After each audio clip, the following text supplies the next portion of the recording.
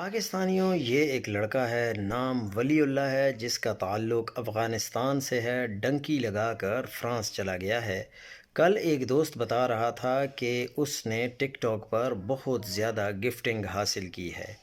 میں نے پوچھا کہ کیسے، تو کہنے لگا کہ لوگ آن لائن پیسے بھیجتے ہیں، جو زیادہ گفٹس لیتا ہے وہ میچ جیت جاتا ہے، پھول شیئر اور نہ جانے کیا کیا ورچوئل گفٹس ہیں جو اصل پیسوں سے خرید کر بھیجے جاتے ہیں۔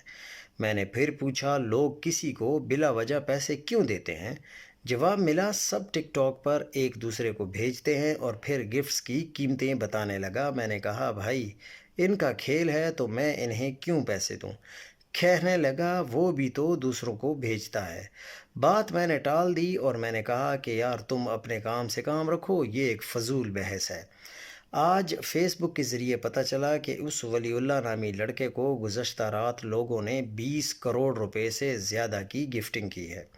ٹک ٹاک پر نہ قرآن کی بات ہوتی ہے، نہ حدیث کی بات ہوتی ہے، الٹا گالیاں، بے ادبی اور اخلاق سوز گفتگو اس کا محور ہے، اور انہی باتوں پر لوگ کروڑوں روپے لٹا دیتے ہیں۔ یہ وہی پختون قوم ہے جس کے اپنے محلوں اور گاؤں میں بے شمار لوگ غربت کی لکیر سے نیچے زندگی گزار رہے ہیں۔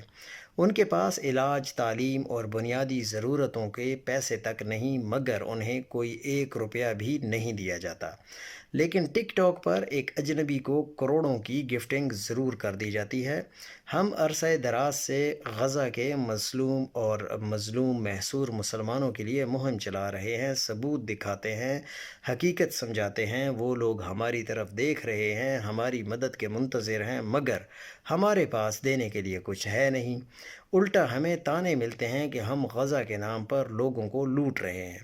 ہم بارہا کہہ چکے ہیں کہ یہ ضروری نہیں کہ آپ ہماری توسط سے امداد دیں، جس جگہ آپ کا دل مطمئن ہو وہاں تعاون کریں، یا ہم طریقہ سمجھا دیں گے، مستحق خاندانوں سے براہ راست رابطہ بھی کروا دیں گے، مگر بس ان بے بس لوگوں کا ساتھ تو دیں۔ وہ لوگ ایک طرف بھوک اور پیاس سے لڑ رہے ہیں، دوسری طرف بے گھری، ٹھنڈ، بارش اور بیماریوں سے۔ خیمے بھی سب کو میسر نہیں، بعض کھلے آسمان تلے زندگی گزار رہے ہیں، مگر امت کی ترجیحات کہیں اور جا رہی ہیں۔ خدا را ہوش کے ناخن لو، اللہ سب کچھ دیکھ رہا ہے اور اس کی پکڑ بڑی سخت ہے۔ آخر میں بس اتنی گزارش ہے کہ وقت، مال اور محبت وہی قیمتیں ہیں جو صحیح جگہ خرچ ہوں۔ چند لمحوں کی بے مقصد تفریح پر دولت بہانے سے نہ دنیا سنورتی ہے نہ آخرت، مگر ایک بھوکے کو کھانا کھلانے، ایک بے گھر کو سہارا دینے اور ایک مظلوم کی مدد